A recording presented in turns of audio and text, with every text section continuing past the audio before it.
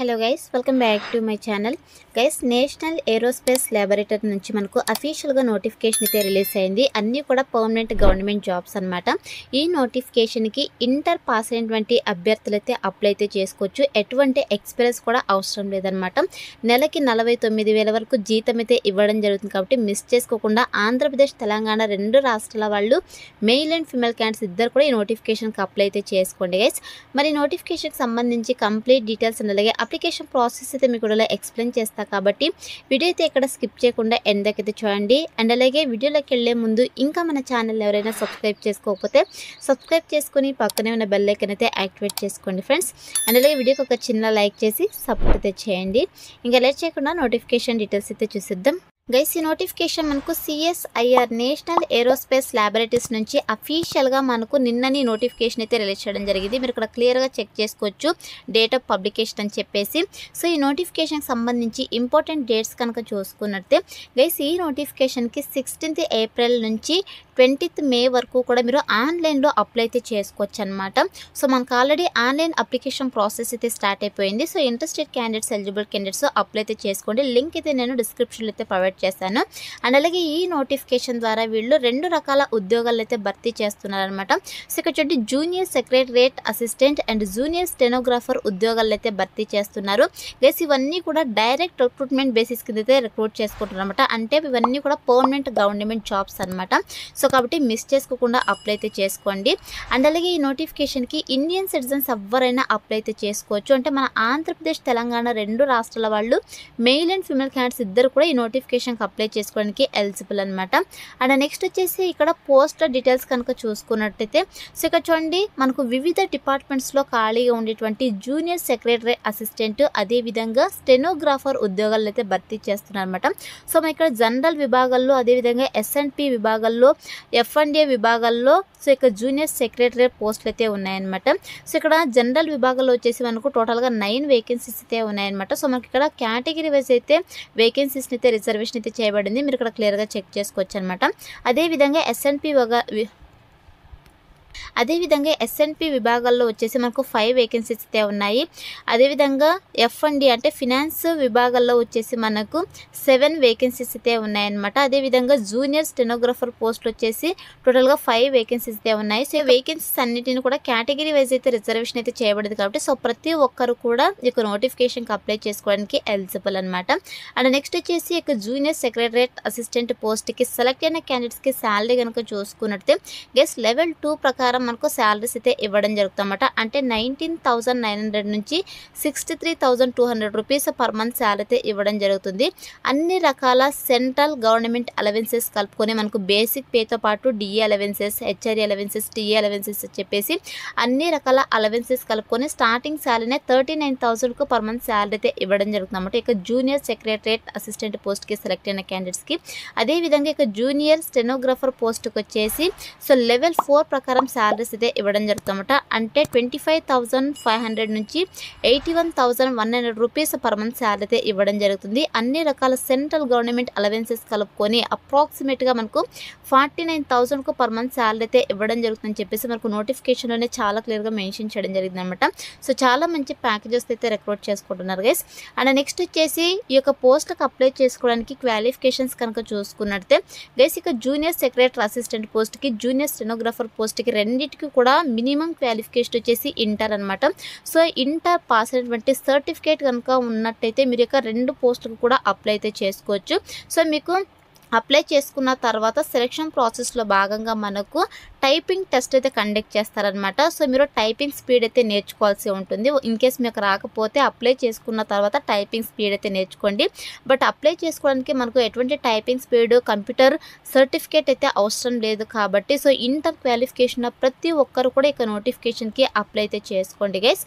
So ఇక 2 పోస్టులకి కూడా.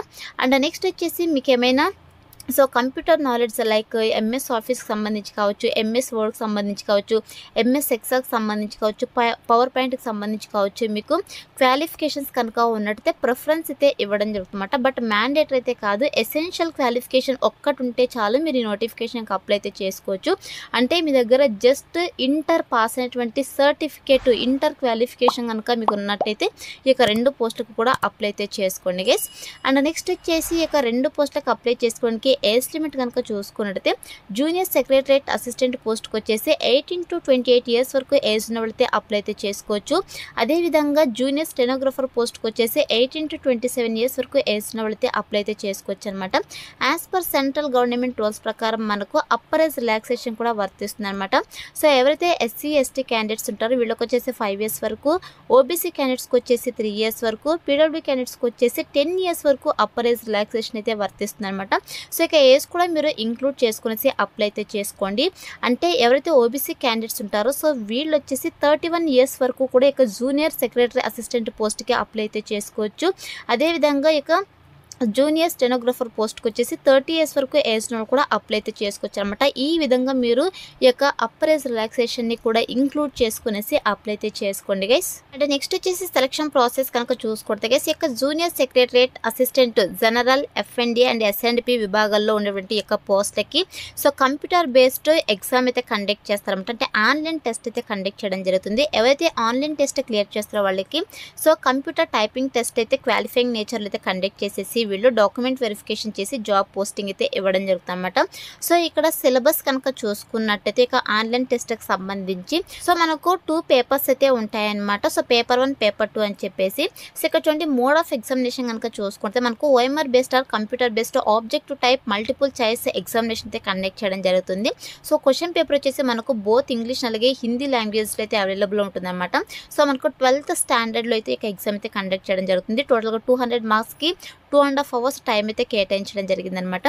సో ఇక్కడ పేపర్ 1లో కనుక చూసుకుంటే మనకు టోటల్గా 90 minutes టైం అయితే ఉంటుందన్నమాట. సో మెంటల్ ఎబిలిటీ టెస్ట్ నుంచి మనకు 100 క్వశ్చన్స్ అయితే రావడం జరుగుతుంది. సో 200 మార్క్స్ అనమాట. సో ఈ యొక్క పార్ట్లో వచ్చేసి అంటే ఈ యొక్క పేపర్ 1లో వచ్చేసి ఎటువంటి నెగిటివ్ మార్కింగ్ అయితే ఉండదు. మీరు అన్ని క్వశ్చన్స్ అయితే అటెంప్ట్ చేయొచ్చు అనమాట. అదేవిధంగా పేపర్ 2 కనుక చూసుకుంటే 1 hour టైం అయితే ఉంటుందన్నమాట. జనరల్ అవేర్నెస్ నుంచి 50 క్వశ్చన్స్ 150 మార్క్స్కి, అదేవిధంగా ఇంగ్లీష్ లాంగ్వేజ్ నుంచి 50 క్వశ్చన్స్ 150 మార్క్స్ అనమాట. సో ఈచ్ రాంగ్ ఆన్సర్కి 1 నెగిటివ్ మార్కింగ్ అయితే ఉంటుందని చెప్పేసి మెన్షన్ చేయడం జరిగింది పేపర్ 2లో. పేపర్ 1లో ఎటువంటి నెగిటివ్ మార్కింగ్ అయితే ఉండదన్నమాట. సో ఈ విధంగా మనకు పేపర్ 1, పేపర్ 2 అయితే కండక్ట్ చేయడం జరుగుతుంది. ఎవరైతే యొక్క పేపర్ 1, పేపర్ 2 క్వాలిఫై అవుతారో సో వాళ్ళకి ప్రొఫిషియన్సీ టెస్ట్ అయితే కండక్ట్ చేయడం జరుగుతుందన్నమాట. Computer proficiency test. So English typing speed వచ్చేసి 35 words per minute typing speed అయితే ఉండాలి. లేదా హిందీ టైపింగ్ స్పీడ్ వచ్చేసి 30 words per minute typing speed అయితే ఉండాలన్నమాట. అదేవిధంగా మనకు 10,500 or 9,000 key depression per hour అయితే యావరేజ్గా ఉండాలి అని చెప్పేసి మెన్షన్ చేయడం జరిగిందనమాట. సో ఈ యొక్క ప్రొఫిషియన్సీ టెస్ట్ వచ్చేసి ఓన్లీ క్వాలిఫైయింగ్ నేచర్లో మాత్రమే అనమాట. సో ఫైనల్ మెరిట్ వచ్చేసి మీకు పేపర్ 2లో ఏవైతే మార్క్స్ వచ్చి ఉంటాయో సో ఇక మార్క్స్ ఆధారంగా ఫైనల్ మెరిట్ అయితే తీసేసి వీళ్ళు డాక్యుమెంట్ వెరిఫికేషన్ చేసేసి జాబ్ పోస్టింగ్ అయితే ఇవ్వడం జరుగుతుందన్నమాట. ఈ విధంగా మనకు జూనియర్ సెక్రటరియట్ పోస్ట్కి సెలక్షన్ ప్రాసెస్ అయితే ఉంటుందన్నమాట. అదేవిధంగా ఈ యొక్క జూనియర్ స్టెనోగ్రాఫర్ పోస్ట్ కనుక చూసుకుంటే గైస్ దీనికి వచ్చేసి ఓన్లీ పేపర్ 1 మాత్రమే ఉంటుందన్నమాట. So general intelligence and reasoning నుంచి 50 క్వశ్చన్స్ 50 మార్క్స్కి, జనరల్ అవేర్నెస్ నుంచి 50 క్వశ్చన్స్ 50 మార్క్స్కి, ఇంగ్లీష్ లాంగ్వేజ్ అండ్ కాంప్రహెన్షన్ నుంచి 100 క్వశ్చన్స్ 100 మార్క్స్కి అనమాట. సో టోటల్గా మనకు 200 మార్క్స్ అయితే ఈ యొక్క టెస్ట్ అయితే కండక్ట్ చేయడం జరుగుతుంది. సో ఈచ్ రాంగ్ ఆన్సర్కి 0.25 మార్క్స్ అయితే డిడక్ట్ చేస్తామని చెప్పేసి మెన్షన్ చేయడం జరిగింది. సో ఇందులో మాత్రం నెగిటివ్ మార్కింగ్ అయితే ఉంటుందన్నమాట. అండ్ నెక్స్ట్ వచ్చేసి ఎవరైతే ఈ యొక్క టెస్ట్ క్లియర్ చేస్తే వాళ్ళకి ప్రొఫిషియన్సీ టెస్ట్ అయితే కండక్ట్ చేసేసి డాక్యుమెంట్ వెరిఫికేషన్ చేసి జాబ్ పోస్టింగ్ అయితే ఇవ్వడం జరుగుతుంది గైస్. సో ఈ విధంగా మనకు సెలక్షన్ ప్రాసెస్ అయితే ఉంటుంది. అండ్ నెక్స్ట్ వచ్చేసి అప్లికేషన్ ఫీ కనుక చూసుకున్నట్టయితే గైస్ ఎవరైతే SC ST PWD women candidate sex service man's ఉంటారో సో వీళ్ళకి వచ్చేసి ఎటువంటి అప్లికేషన్ ఫీ అయితే లేదనమాట. సో మిగతా కేటగిరీ వాళ్ళకి వచ్చేసి 500 రూపీస్ అప్లికేషన్ ఫీ అయితే ఉందన్నమాట. సో మీరు ఆన్లైన్లో అప్లై చేసుకోవటప్పుడు ఈ అప్లికేషన్ ఫీ కూడా పే చేయాల్సి ఉంటుందన్నమాట. సో మనకి ఇక్కడ బ్యాంక్ డీటెయిల్స్ కూడా మెన్షన్ చేయడం జరిగింది. సో ఇక్కడ డీటెయిల్స్ అయితే మీరు యూజ్ చేసేసి మీరు అప్లికేషన్ ఫీ అయితే పే చేయాల్సి ఉంటుంది గైస్. సో మీరు ఒకసారి నోటిఫికేషన్ పీడిఎఫ్ని అయితే డౌన్లోడ్ చేసుకునేసి క్లియర్గా చెక్ చేసుకునేసి సో మీరు అప్లై అయితే చేసుకోండి. అండ్ నెక్స్ట్ వచ్చేసి నోటిఫికేషన్కి ఏ విధంగా అప్లై చేసుకోవాలంటే గైస్ మీరు ఆన్లైన్లో అప్లై అయితే చేసుకోవాల్సి ఉంటుంది. మనకు ఆల్రెడీ ఆన్లైన్ అప్లికేషన్ ప్రాసెస్ అయితే స్టార్ట్ అయిపోయింది అనమాట. సో నేను డిస్క్రిప్షన్లో అప్లై లింక్ అయితే ప్రొవైడ్ చేస్తాను. సో ఇక లింక్ పైన క్లిక్ చేస్తే మీకు అఫీషియల్ వెబ్సైట్ అయితే ఓపెన్ అవుతుంది. గైస్ మీకు ఇలా అఫీషియల్ వెబ్సైట్ అయితే ఓపెన్ అవుతుంది అనమాట. సో ఇక్కడ కిందకి స్క్రోల్ చేసుకొని వస్తే మనకు నోటిఫికేషన్ పీడిఎఫ్ అయితే ఉంటుంది. సో ఇక్కడ చూడండి మనకు click here to apply online ఉంది కదా. సో ఇక్కడైతే మీరు క్లిక్ చేసేసేయండి. సో క్లిక్ చేసిన వెంటనే మీకు అప్లై చేసుకోవడానికి అప్లికేషన్ ఫామ్ అయితే రావడం జరుగుతుంది అనమాట. సో ఇక్కడ చూడండి మీకు నెక్స్ట్ ఇంటర్ఫేస్ ఇలా రావడం జరుగుతుంది. సో మనకి ఇక్కడ డీటెయిల్స్ అన్నీ ఉన్నాయన్నమాట. సో ఏ పోస్ట్కి ఏంటి అని చెప్పేసి కంప్లీట్ డీటెయిల్స్ అయితే ఉన్నాయి. మీరు ఇక్కడ క్లియర్గా చెక్ చేసుకోండి. సో డీటెయిల్స్ అన్నీ చెక్ చేసుకున్న తర్వాత కిందకి స్క్రోల్ చేసుకుని వస్తే ఇక్కడ చూడండి అప్లై నవ్వనది. సో ఇక అప్లై ఒకటి అయితే క్లిక్ చేసేసేయండి. మనకి ఇన్స్ట్రక్షన్స్ కూడా ఉన్నాయి. ఇక ఇన్స్ట్రక్షన్స్ అన్ని కూడా మీరు క్లియర్గా చెక్ చేసుకోండి. సో ఇక్కడ మీరు అప్లై పైన క్లిక్ చేసి ఉంటేనే యూజర్ రిజిస్ట్రేషన్ అని చెప్పేసి ఇలా రావడం జరుగుతుంది. సో మీరు ఫస్ట్ అయితే రిజిస్ట్రేషన్ అయితే చేసుకోవాల్సి ఉంటుంది అనమాట. అడ్వర్టైజ్మెంట్ నెంబరు, అదేవిధంగా సో సెల్యుటేషన్ అని చెప్పేసి మిస్సెస్ అని చెప్పేసి అయితే మీరు ఇక్కడ సెలెక్ట్ చేసుకోండి. తర్వాత మీ యొక్క name, email, password, mobile number, security question అయితే ఇక్కడ యాడ్ చేయాల్సి ఉంటుంది అనమాట. అదేవిధంగా ఇక్కడ క్యాప్చర్ అయితే ఎంటర్ చేసేసి సబ్మిట్ అయితే చేసేసేయండి. సో మీకు రిజిస్టర్ అయితే కంప్లీట్ అయిపోతుంది. తర్వాత మీకు నెక్స్ట్ ప్రాసెస్ అయితే రావడం జరుగుతుంది అన్నమాట. సో మీరు బ్యాక్ వచ్చేసి ఇక్కడ సైన్ ఇన్ అయితే క్లిక్ చేసేసేయండి. సో క్లిక్ చేసేసి మీరు మీ యొక్క ఈమెయిల్ పాస్వర్డ్ అయితే ఇక్కడ ఎంటర్ చేసేసి లాగిన్ అయితే అవ్వాల్సి ఉంటుంది అనమాట. సో లాగిన్ అయిన తర్వాత మీకు నెక్స్ట్ అప్లికేషన్ ప్రాసెస్ అయితే రావడం జరుగుతుంది. మీకు డీటెయిల్స్ అన్నీ ఎంటర్ చేసేసి మీ యొక్క సర్టిఫికేట్స్ అన్నీ కూడా స్కాన్ చేసి అప్లోడ్ చేయాల్సి ఉంటుంది అనమాట. సో మీ యొక్క సర్టిఫికేట్స్ అన్నీ కూడా స్కాన్ చేసి అప్లోడ్ చేసేసి అప్లికేషన్ ఫీ అయితే పే చేసేసి మీ యొక్క అప్లికేషన్ ఫామ్ అయితే సబ్మిట్ చేసేసేయండి. ఈ విధంగా మీరు ఆన్లైన్లో అప్లై అయితే చేసుకోవాల్సి ఉంటుంది గైస్. సో ఆన్లైన్లో ఏ విధంగా అప్లై చేసుకోవాలని చెప్పేసి క్లియర్ కట్ ఇన్స్ట్రక్షన్స్ అన్నీ కూడా మనకు నోటిఫికేషన్ పీడిఎఫ్లో మెన్షన్ చేయడం జరిగిందనమాట. సో ఇక నోటిఫికేషన్ పీడిఎఫ్ని మీరు డౌన్లోడ్ చేసుకునేసి 1-2 సార్లు క్లియర్గా చెక్ చేసుకునేసి మిస్టేక్స్ లేకుండా ఆన్లైన్లో అప్లై అయితే చేసుకోండి గైస్. అండ్ నెక్స్ట్ వచ్చేసి ఎగ్జామినేషన్ సెంటర్స్ వచ్చేసి మనకు బెంగళూరులో అయితే ఎగ్జామ్ అయితే కండక్ట్ చేయడం జరుగుతుంది అనమాట. సో మీకు ఇంట్రెస్ట్ ఉంటేనే అప్లై అయితే చేసుకోండి. అదర్ స్టేట్స్ అయితే మెన్షన్ చేయలేదు, ఓన్లీ బెంగళూరు లొకేషన్ మాత్రమే మెన్షన్ చేయడం జరిగింది. సో మీరు బెంగళూరు లొకేషన్కి అయితే వెళ్ళి సో ఇక సిబిటి టెస్ట్ అయితే రాయాల్సి ఉంటుందన్నమాట. అండ్ నెక్స్ట్ వచ్చేసి మీకు జాబ్ పోస్టింగ్ కూడా బెంగళూరులోనే ఉంటుందన్నమాట. సో మనకి ఇక్కడ చూడండి CSIR national aerospace laboratories, HAL airport road, Kodihalli, Bengaluru 560017. So మనకు బెంగళూరు లొకేషన్లోని జాబ్ పోస్టింగ్ కూడా ఉంటుందన్నమాట. సో మీకు ఇంట్రెస్టెడ్ కనుక ఉన్నట్టయితే అప్లై అయితే చేసుకోండి. ఇవన్నీ కూడా పర్మనెంట్ గవర్నమెంట్ జాబ్స్ అనమాట. సో మనకు 2 years ప్రొబిషన్ పీరియడ్ అయితే ఉంటుంది. వన్స్ సెలెక్ట్ అయిన తర్వాత so 2 years prohibition period complete అయిపోయిన తర్వాత మళ్ళీ పర్మనెంట్ టెంప్లకి అయితే వాళ్ళు కన్వర్ట్ చేయడం జరుగుతుంది. కాబట్టి సో మ్యాక్సిమం అప్లై చేసుకోవడానికి ట్రై చేయండి ఫ్రెండ్స్. సో ఇది వచ్చేసి నోటిఫికేషన్ డీటెయిల్స్ కేసు. ఈ నోటిఫికేషన్కి సంబంధించి ఇంపార్టెంట్ లింక్స్ అన్ని కూడా డిస్క్రిప్షన్లో ప్రొవైడ్ చేశాను. సో అక్కడ నుంచి మీరు డైరెక్ట్గా ఆన్లైన్లో అప్లై అయితే చేసుకోండి. సో ఇది ఫ్రెండ్స్ ఇవాల్టి వీడియో. మరొక మంచి వీడియోతో మళ్ళీ కలుద్దాం. Thank you.